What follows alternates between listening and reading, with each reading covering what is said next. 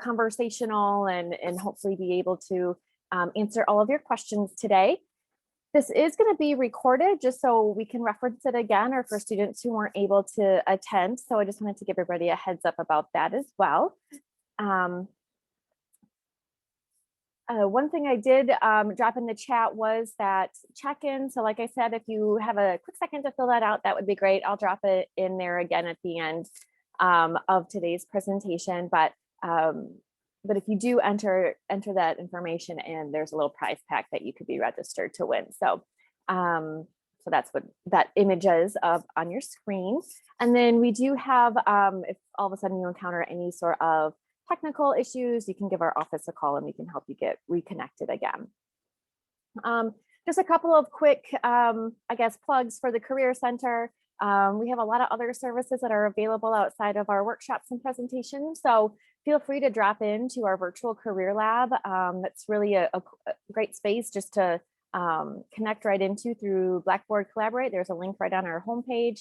If you have any quick questions, resume questions, you're getting personal statements together, you have an interview coming up that you want to bounce some ideas off of, it's a great place to do that. We're also doing appointments with career advisors. And then we have Handshake as well, which is where we post a lot of different positions. So with that being said, I'm going to go ahead and turn the floor over to our presenters today, Professor Wildey and Dr. Mikhila, who will be chatting a little bit about interviewing for graduate school. Hi, everyone. I'm Dr. Wildey. I'm a professor here in the psychology department.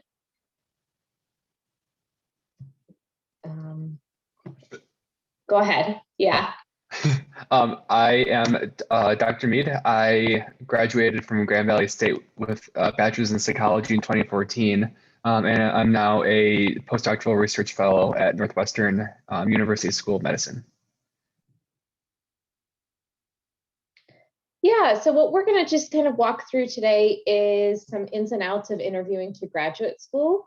Now, we will give you a little bit more info on both of our backgrounds as well, because obviously we're both coming from psychology schools in the psychology discipline, but much of what we're going to talk about relates to any sort of graduate program you might be applying to or considering applying to. So with that, let me tell you a little bit about myself. So I am a professor here in the psychology department.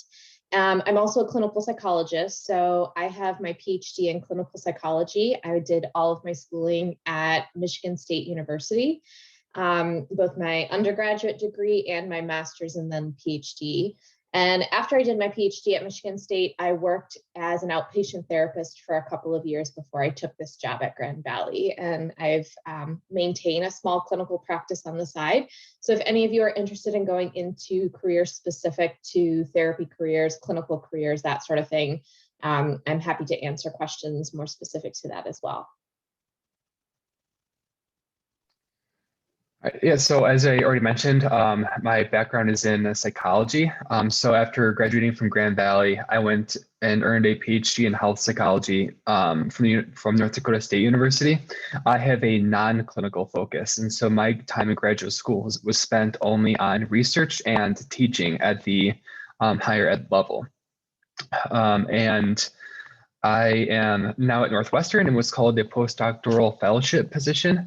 Postdocs are becoming much more common following the completion of graduate school, which is essentially more time to get training and research before moving on to a faculty position at a university or any other types of positions. Okay, so we just wanted to start with, sorry if you hear my baby crying in the background. So we just wanted to start with, I just heard her scream, with just an overview of what are some expectations during graduate school interviews. And at any point, please feel free to jump in. You can unmute yourself and jump in and ask a question. You can put it in the chat. This process is much better if you ask your questions and we have an idea of what kind of information everyone is interested in.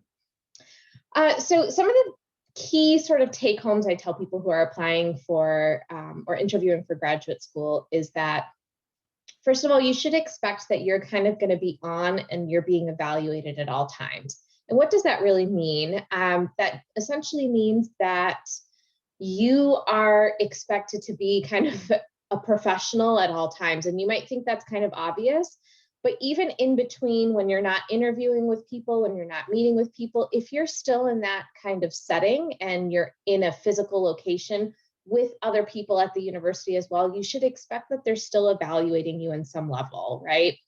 During lunches they might have for you, or during events, social events that they might have for you to get to know perhaps the other students.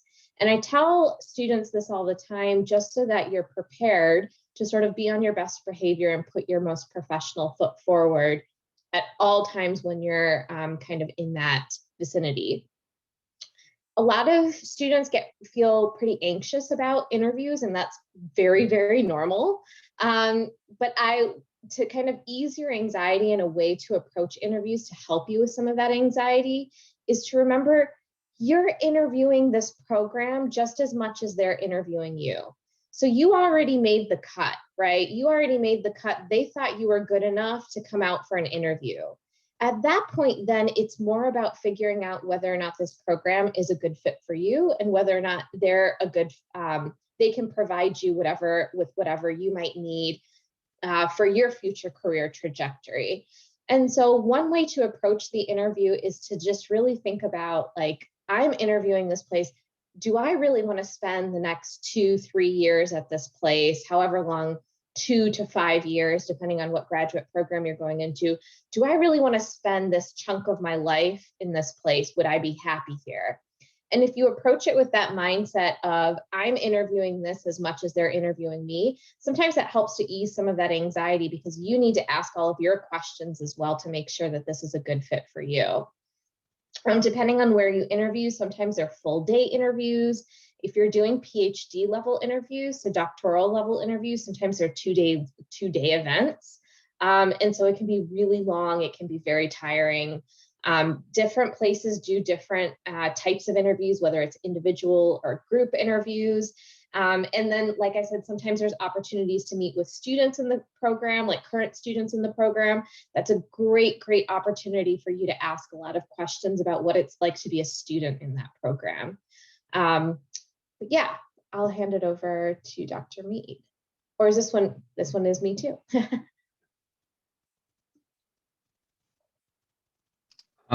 Yeah, I don't know, I forget whose it is. I think it might be mine, so I don't mind taking it. So when you are on your interview weekend, you can expect not only to get asked a lot of questions, but also you have the opportunity to ask a lot of different questions as well. And so really the first step to developing a set of questions to bring to your interview weekend is to first just do your homework and learn more about the institution, the department, and your prospective mentor that you are applying to work with. Or if you're not applying to a PhD program where you don't have a mentor, then just more about the program in general and what the mentoring styles are. And one way that I really started to prepare for all of this was to just pour over everything on the website. A lot of graduate programs now just have a wealth of information about their program. So you can find a lot of information on the website. And this is important because you don't really want to be asking questions during your interview weekend of stuff that can be easily answered on the website, because that can show the people you're speaking with that you didn't really prepare leading up to the meeting. And so developing general questions about the program and more specific questions about things you're interested in is really helpful, because I come with a lot of questions too. One thing that I was shocked about on the interviews I was on was just how often they asked if I had more questions to ask them. I eventually ran out of questions, and I even brought a lot myself because I prepared quite a bit. It's also good to ask the same questions to different people. For example, if you're applying for a PhD program, you may interview with not only your prospective mentor, but also as many as 4 or 5 faculty members in the department. And so if you're getting different answers to questions such as what do students get paid, what's the work-life balance like, what's the culture like, and if you get different answers across people you ask, that may be a little bit of a red flag. So you really want to look to see if you can find some consistency across answers. So in terms, oh, sorry, I'm still going through some of that stuff. So you should also be asking different things to students or faculty. So especially when you're talking with students, because during your time there, you will be able to spend some time with other graduate students in the department. This is the time to ask questions about work-life balance. What's the culture like? How do they like working with their other prospective mentors? And because those aren't things you can't really ask the faculty members that you're meeting with. And so there's some questions maybe better suited for students versus faculty that you are meeting with. And in terms of other sorts of just general questions to ask, whether you're applying to both PhD programs or master's programs, you want to ask questions such as what kind of assistantships or funding is given to students?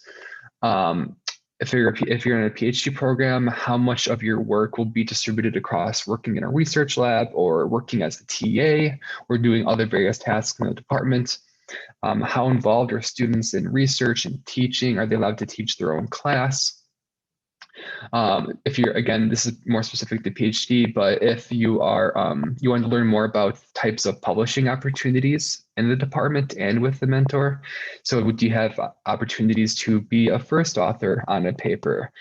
What kind of resources are available to students? There are a ton of different questions you can ask, and I can actually copy and paste something into the chat that is a big list of questions instead of me just reading this off to you. So you can go ahead to the next slide. Thank you.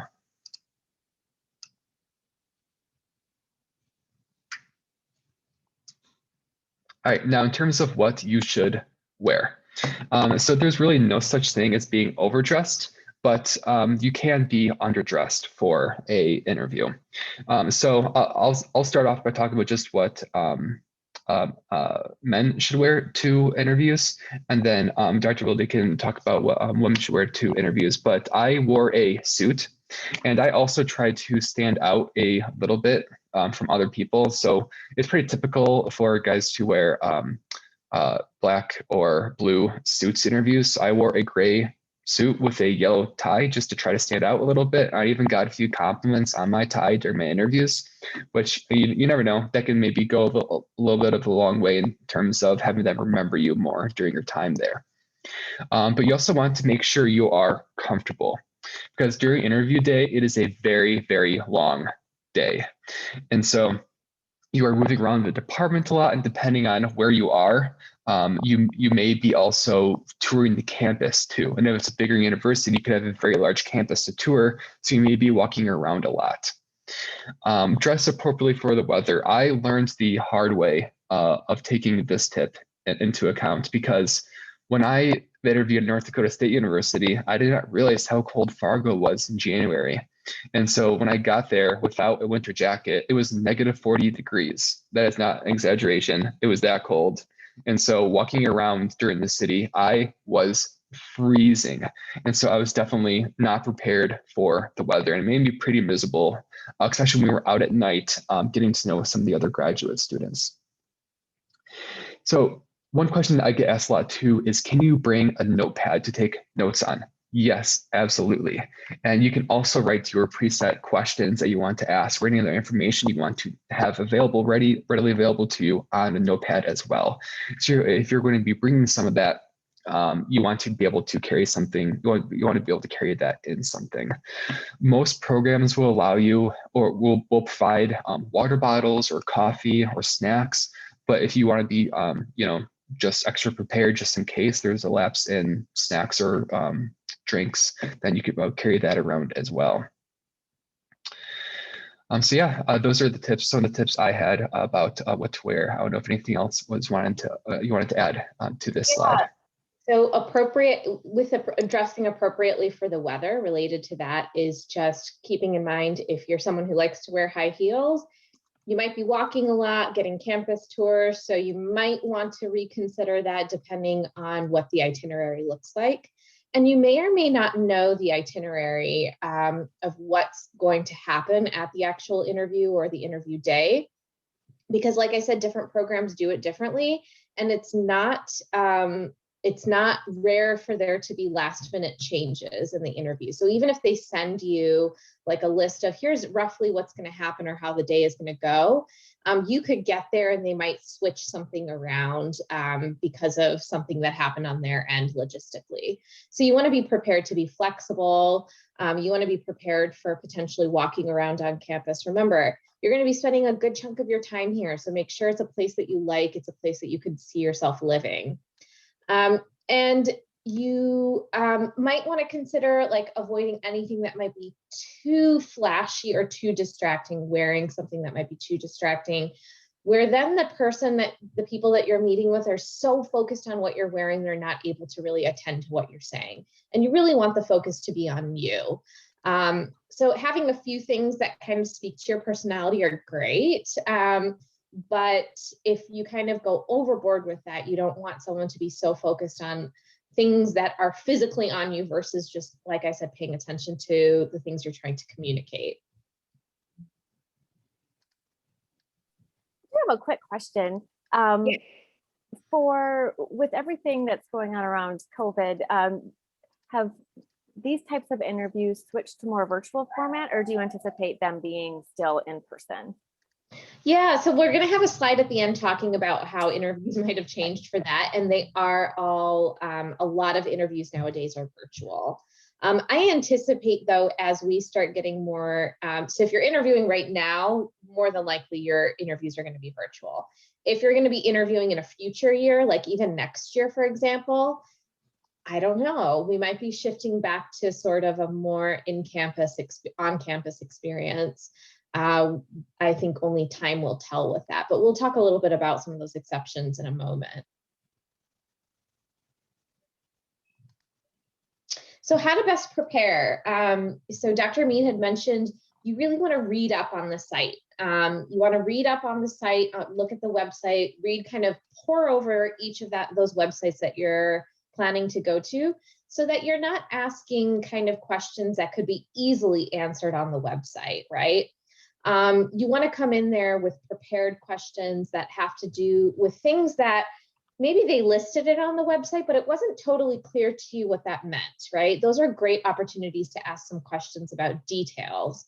You mentioned that your program offers this. Can you tell me a little bit more about that?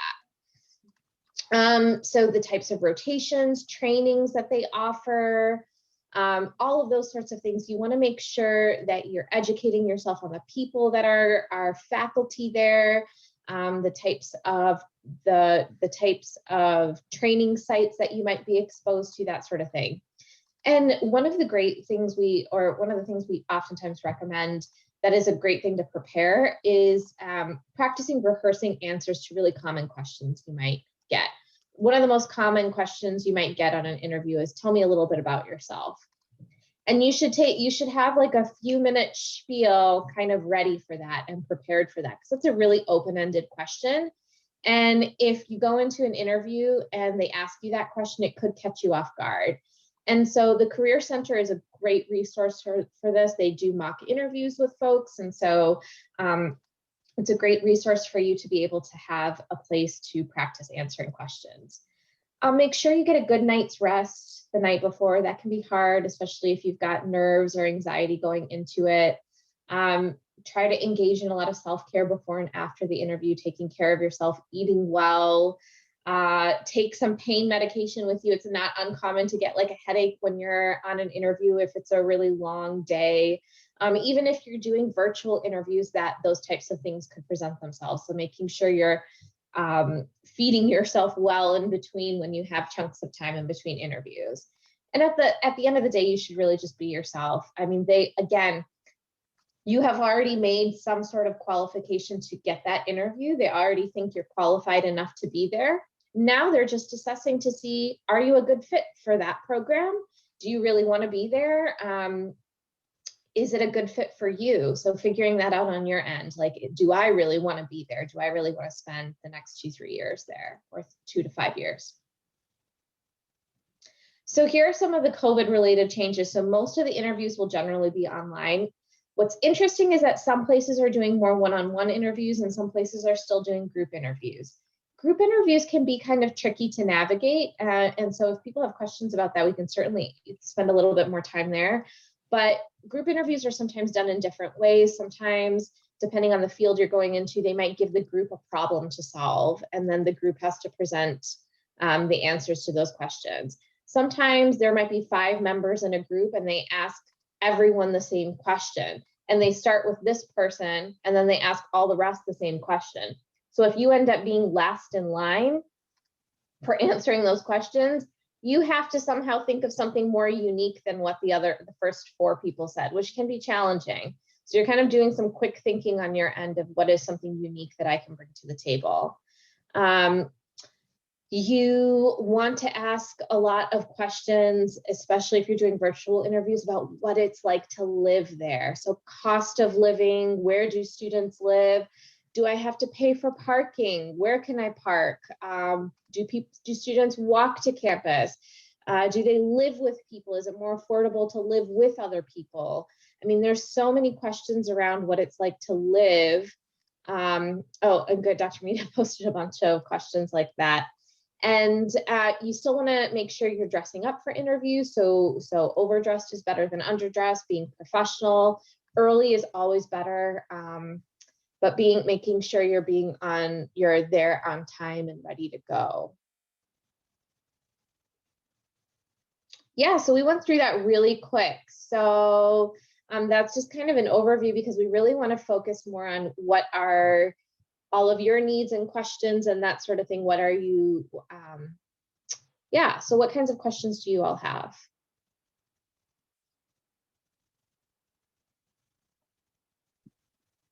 I had a quick question. Yeah. I was just wondering, so sometimes interviewers will ask you like to tell about yourself a little bit, and I'm just wondering how you would approach that question, like where you would start.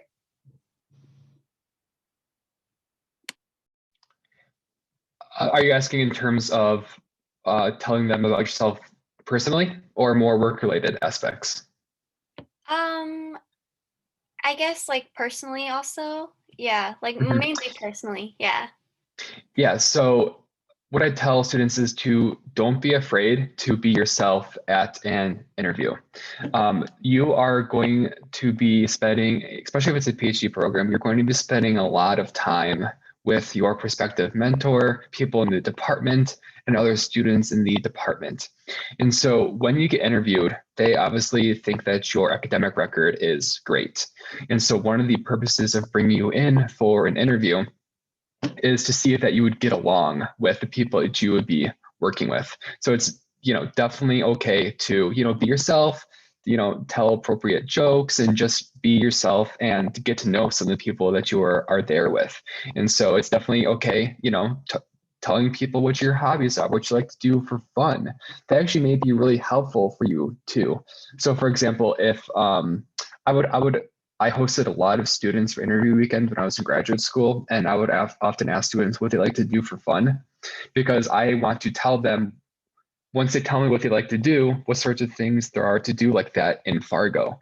And so relaying that information can also be really helpful to learn more about the city. So yeah, definitely okay to talk about your, like personal life and things you like to do for fun and related interests and all that. So yeah, definitely okay. I'm just going to interject one quick thing too, though, because this happens to a lot of folks, especially in clinical fields or in mental health fields. You do want to be yourself, and you do want to make sure you're sharing things that you like to do for fun. But you also, there's like a fine balance with like oversharing. You don't want to spend 10 or 15 minutes just kind of monopolizing a conversation and talking about everything that you've been through in your personal life. So that's where I say have like a little 2-minute thing prepared, right? For tell us about yourself, and tell us about yourself professionally, like have a little 2-minute thing for that prepared, and tell us about yourself, like what you like to do for fun, like what are you like, what do you like to do for fun? and just have a few little snippets prepared for those types of questions so that you don't feel like you're put on the spot and then kind of end up saying more than perhaps you wanted to. Great question, though. Yeah, and one last thing, it may also depend on the context. If you get asked that question during your interview day, so like in between interviews or during interview session, then yeah, that's probably not time to go into more detail, but you're also going to have a lot of social time. And so if you are, once it's safe to go visit places again, if you're out with students and faculty, at a restaurant, having a couple drinks, then like that's more of a time to spend more time talking about your personal life if you want to.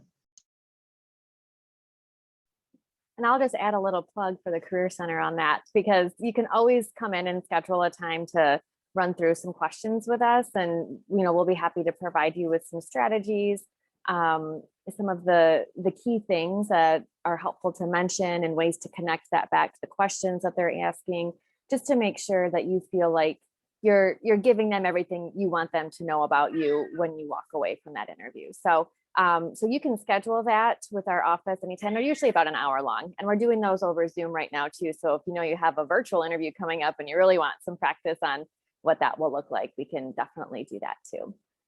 And we do have a system called Big Interview, so you can actually record yourself answering interview questions. So I'll drop that link in the chat, and it's just kind of an online tool that you can use as well. There are also some questions may be asked that you don't have to answer if you don't want to. So for example, places are not supposed to ask you about whether you are married or have children or plan to have children. They may also ask for you to tell them where you've gotten offers from and when you need to tell them back by. If they ask you that, you also do not have to answer that as well. I can't think of any other questions that you may be asked that you don't have to, but I know that those are some of the more common ones that some places may ask you, but you don't have to answer those. Did you mention the whole, like, where else are you applying and those sorts of questions? Yeah. That too, definitely. Yeah. And so if you get asked a question like that, it's okay to say, I'm not comfortable sharing that information, because really they shouldn't be asking you. And so if they are asking you that, that might be a little bit of a red flag as well, right? So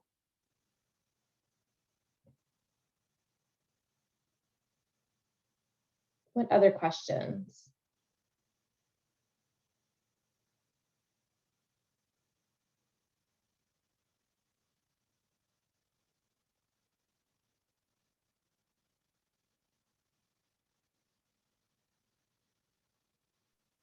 I'm kind of curious, what kind of programs are you all looking at? You can drop it in the chat if you want, or unmute, just kind of out of curiosity.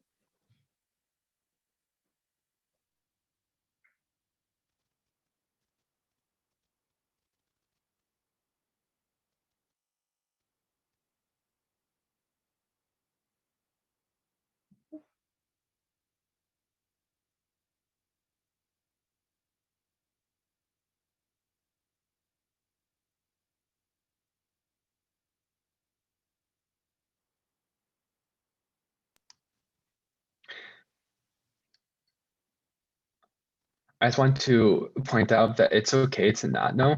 I really didn't know until the very last minute until I started applying. And even when I started applying, I applied to a little bit of a variety of programs. So I applied, I think, to 15 programs total. I applied to mostly like health psych, but also applied to 2 clinical, 1 IO, and 2 or 3 social. So it's okay to not know as long as you have an overlapping general interest by the time you are applying. So if you don't know yet, it's okay. There's no need to, feel like anxious about that. Just spend the time. Like there are lots of ways to help you choose what you maybe want to go into. And I don't know if there are some other resources at Grand Valley that can help students sort of identify what career paths or graduate programs that they may be interested in and helping them choose. Yeah, there's a website. It's called the Path to Graduate and Professional School. So I can add that into the chat as well. And it, like you just said, kind of highlights some things to consider when looking at graduate programs and things to be thinking about. But it looks like the majority of the programs you all indicated will definitely entail some form of interview process as part of that whole application. So I think it's great to be kind of thinking about this and kind of thinking through, how to best prepare for that, because they all might look a little bit different, but the bottom line is you need to know how to tell your story. And that's really what interviewing is so much about. And it's how to tell your story in a way that engages your audience to see kind of how you fit into what they have to offer in their program, and how, that program is going to fit in with what you're looking for too. And one of the things I'll add in there is think about a lot of the experiences you've had that maybe you're taking for granted that, oh, these are experiences every student has. But I bet you've got unique experiences under your belt, or something, or maybe a unique thing that happened to you at one of your, through one of your experiences, maybe working with someone or working in a particular setting. And those are the types of things that I think can really set you apart from other students, is trying to show how those experiences have really impacted you and helped you figure out that this is the career that you want to go into. I also saw a lot of, PT, PA programs, and I will say something unique more about in kind of a healthcare setting and healthcare interviews is that they do a lot more of the, like, here's kind of a problem, what's kind of the best solution for this problem. And so those can be kind of tricky to navigate. But again, the thing that they're trying to see is how do you think on the spot, and how can you think sort of flexibly, right? So that's really what they're ultimately looking for. They're not looking for you to have all of the correct answers, because generally there aren't exact correct answers. They just want to see that you are kind of able to, your ability to think on the spot and sort of identify some things that have to do with that particular problem or scenario. Yeah, sometimes those are referred to as MMI, and I'm totally blanking on what that stands for right now. But I know the class advising office will partner with us on doing some kind of mock scenarios on how to prepare for those types of questions.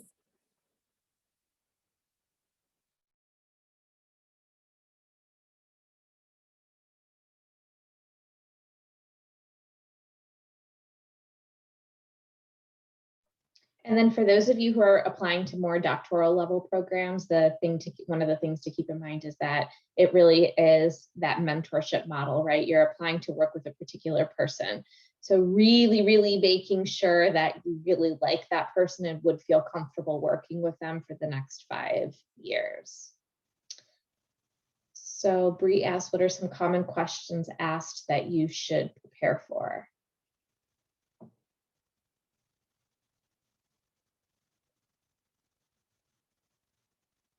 Like, do you want to answer a couple of these? Yeah, so I can, while I am talking about that, I can also put some in the chat. So questions to expect. So you're going to get a lot of questions. I think that sort of boil down into two, or I guess 3 larger umbrella areas. The first is, why are you interested in our particular program? So why are you interested in applying to our health psychology PhD program or our clinical psychology PhD program? And so you should know a little bit about why you want to apply to that particular program. Is it the classes that are given, the mentorship model that maybe you really like living in? You just really like the university. So there are program level questions, and then there are also, especially for PhD programs, why do you want to work with this particular mentor? And mentor-mentee match is extremely important for PhD programs. They can even make up for weaker areas in your CV. When I was going through the application process, I was finding a lot of programs that, given my GPA, I knew I was probably not going to be competitive for, but my fit with the prospective mentor was really great. And so I applied anyway, and I got, a offer from one and waitlisted on another place just because my mentor-mentee match was just so great there. So if you can find a place that you really fit well with, then it's going to be really important to articulate why you are a good fit for that mentor. And so then the third area is what sorts of things do you want to do when you get here? It's not important that you have a developed research program or a developed idea of what kind of population you want to do your clinical work in, whether that's physical therapy or clinical psychology, but at least having an idea of what sorts of topics, big picture, that you want to study and why working in that lab will help you get there. You may also be asked too, what are some of your end career goals? Do you want to do more teaching? Do you want to do more clinical work or research?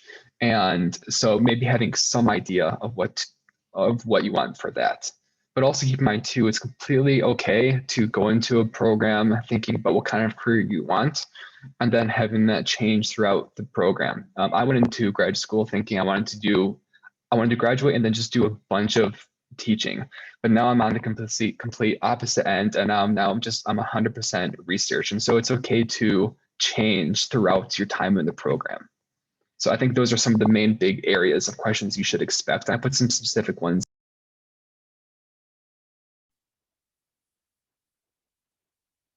Oh, Mikhila, I think you're muted. I am. Thank you. Nicole, you asked for someone who has a less competitive GPA. What would you recommend during an interview to help make yourself stand out?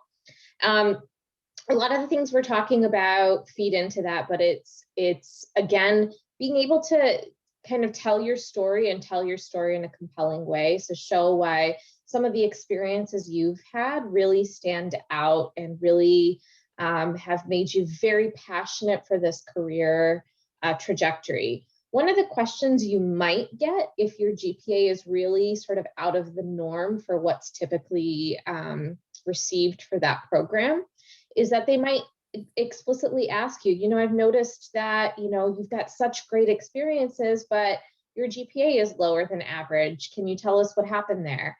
And so you might need to have a little spiel sort of prepared even for that, to be able to talk to them about,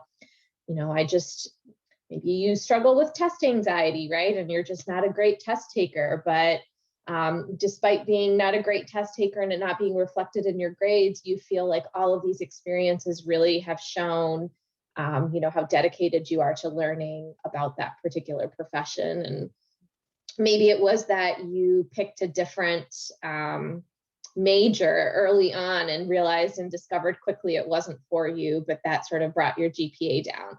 Whatever that story might be, they might ask you for that story. So having a little bit prepared for that, but then also, again, just really highlighting the things that have made you unique. You've probably had lots of maybe classes you've taken that really stand out to you that were really helpful in shaping whatever career you want to go into, faculty you've worked with, supervisors you've worked with at internships or other work placements, volunteer positions, anything across the board that can show that you've thought about that profession beyond just the academic portion of it. I mean, all of you listed going into professions where in some capacity you're going to be working with people. And so at the end of the day, they want to know that you've got those people skills and that you are interested and engaged in that aspect of it. So I think it's okay to be a little vulnerable. You want to be honest. I think people know if you're kind of giving them an answer that you feel like they want to hear versus something that's really sincere. So definitely okay to be honest with that and be able to talk about how you grew from it or what you learned from it and that sort of a thing. Yeah, that's all really great advice. I want to add two more things to that. It is one of the questions I was posed. I actually was asked in my interviews why I had so many B's on my transcript, and so I talked about why I spent a lot more time in the research lab than studying for exams. Maybe I should have studied for exams a little bit more, but I spent a lot of time in the research lab. And so I actually was asked that question. If you are going to be talking about a weakness, do not blame other people. So if someone asks you why your GPA in these classes were as low, don't say things like, oh, the instructor was terrible. Try to avoid blaming outside factors like that in a negative way for that. Another thing too, one thing I noticed is that some programs may look at 3 different types of GPA when considering the strength of your application. And I think I even encountered 1 or 2 that had me calculate 3 different types of GPA to put into my application. The first and the most common is just your overall GPA. So up to that point, what is your overall GPA across everything? The second most common one I saw was your major GPA. So if you're majoring in psychology, what is your GPA for your psychology classes? And then the third way I saw that was less common was your GPA for your most recent 60 credit hours. This is a good one because, like me, the first year in college can be really tough. I had a really, really, really terrible first semester, especially GPA in college. And so there are many places that will take that into account to see that over time, if your GPA improves as you settle into college and develop a better grade. So some programs may consider those in different ways. So that's something to keep in mind too. If you think that your overall GPA may not be competitive enough for this program, but your major GPA and your recent GPA might make you more competitive, then yeah, definitely apply for that program. Don't be scared. It's okay to apply to dream. I want to add off of what Dr. Mee just said, because I think it was an important point that he made about when you're answering questions, not to externalize blame. So not to blame other people for things that might be reflective on your resume or your credentials, right? And the reason for that is because they want to see that you're really thinking about this and having some insight into why you got the grade that you got without, it's really easy to say it's the instructor's fault, right? But to take a step back and then reflect on it and say, it could be as honest as saying, I just really didn't put in the effort early on because I didn't really know what I wanted to do. And once I kind of figured out what I wanted to do, I really kind of put everything on the line and worked really hard to get my GPA. But at that point, it had already suffered a little bit, right? Or been lowered a little bit. But to have that insight and to take responsibility, I think shows a lot of maturity, which is a good thing to show off in some of these interviews as well.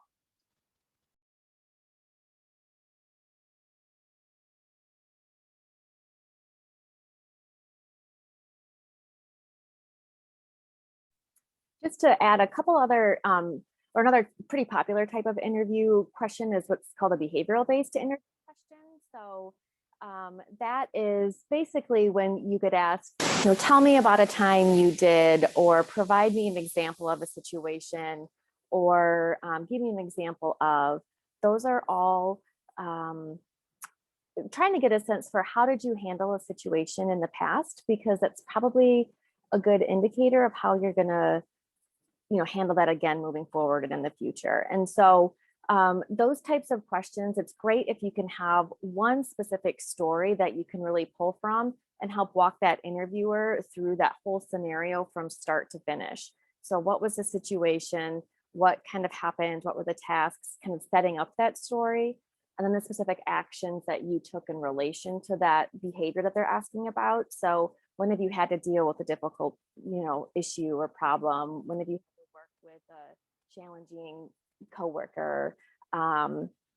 It could be anything along those, right? So then that action, and then what did you learn from it? And what was that end result? So we use the acronym STAR, so situation, task, action, result, and reflection. So it's just a way to help organize that story and put some context to it and can walk that interviewer through what happened there. So those can be tricky to come up with on the spot. So definitely something to maybe think about before going into any sort of interview is, what are some experiences that you've had that you're excited about, you're proud of, you learned a lot from? Those are all things that could potentially be used in those behavioral type of questions. And they can come from classroom experience, they can come from a work experience, a study abroad, or student, activities or organizations that you're a part of, right? So they can come from all different areas of your life. But But definitely kind of think about those situations as you're preparing. And it can also be an experience that went horribly wrong, right? It could be an experience that went just so wrong and you didn't handle it well. And that's okay to talk about and to say, this didn't go well for me. And after I got out of the situation, I reflected on it and I realized it. And if I could go back, I would have handled it this way.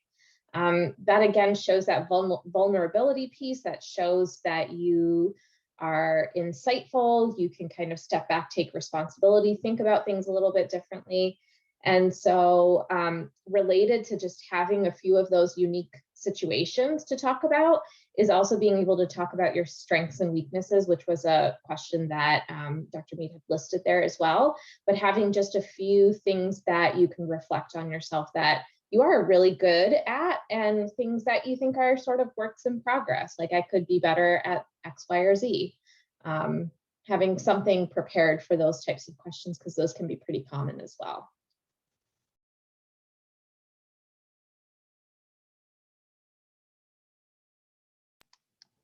Something else that I've noticed having experience on search committees for prospective graduate students, when you're talking about things to do in the program, really frame them in terms of opportunities to learn things instead of, so for example, ask, do students here have the opportunity to learn various statistics, or do they have opportunities to teach?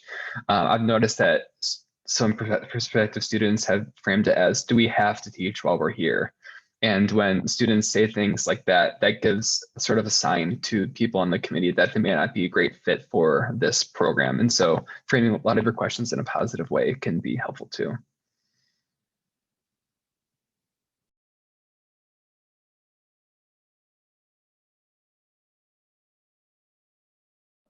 That's just such a good overarching thing to keep in mind as well. You just want to try to be as positive as possible throughout the interview.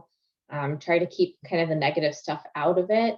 And if you're talking about the negative, try to spin it like this thing was negative, and then this is how I'm looking at it differently.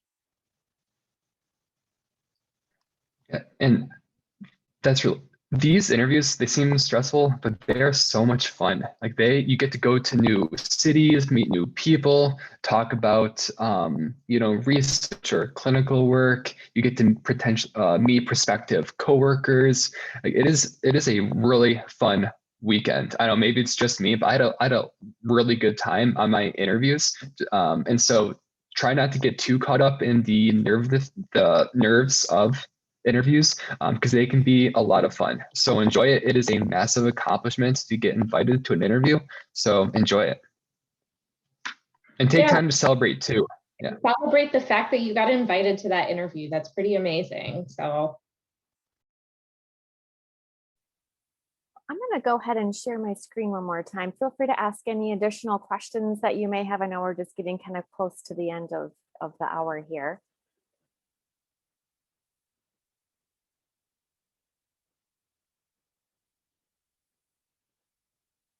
I did want to mention, I know we were talking a little bit about some of the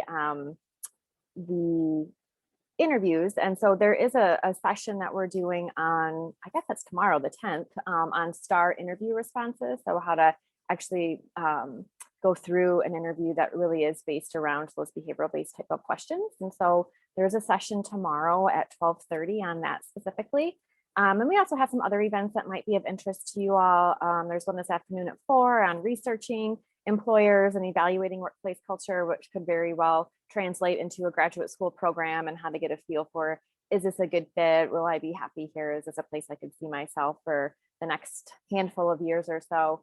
And then there's a volunteer service year roundtable happening on Thursday at 4, which is a service year program is basically a year-long commitment that, if you're a little unsure as to what you might want to do, or maybe you're just thinking, I could really use a break between graduate school and undergraduate, doing a service year is a great way to gain additional experience and help get some educational awards to help pay off any of your schooling that you have, or save for additional schooling you're looking for. So there's a roundtable on that coming up on Thursday, and then some more information on careers in psychology Thursday night. And then there's a bunch of stuff next week too, but just wanted to throw out a couple of upcoming things that might be of interest for you guys.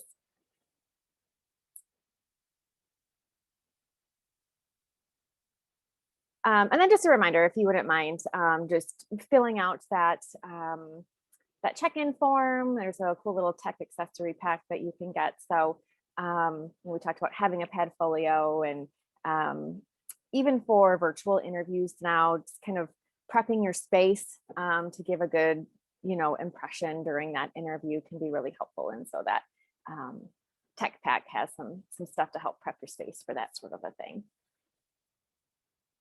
So, and CED helped us with those.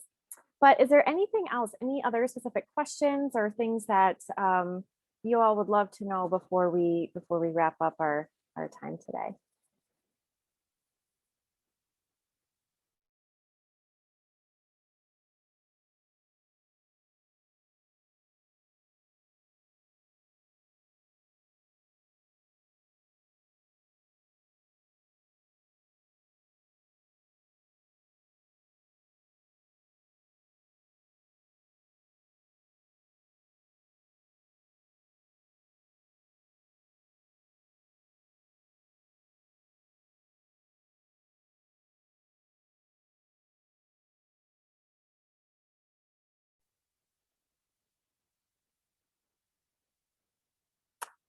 Wondering where you can find the recording. That is a great question.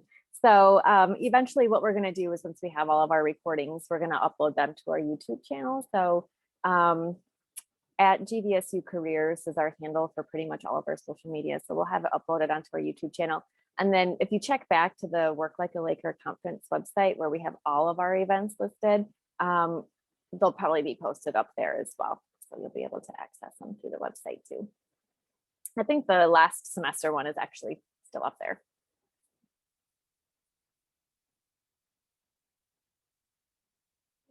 Any final words from Dr. Wildey or Dr. Mead?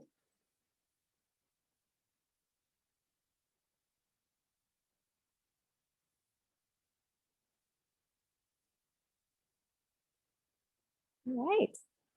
Well, thanks so much for being with us today. If you do think of anything, or you're come up with some questions, or you decide you want to give it a practice go, like I said, definitely connect out with us. We'd be happy to work with you on that. You can schedule an appointment with our office by calling or by just logging into your Handshake account, and you can schedule it right online there. So, so best of luck to you on all your interviews, and we'll hear some good news from you all down the road. Good luck in all of your interviews. Enjoy your remaining time in Grand Valley. You will miss it. I do.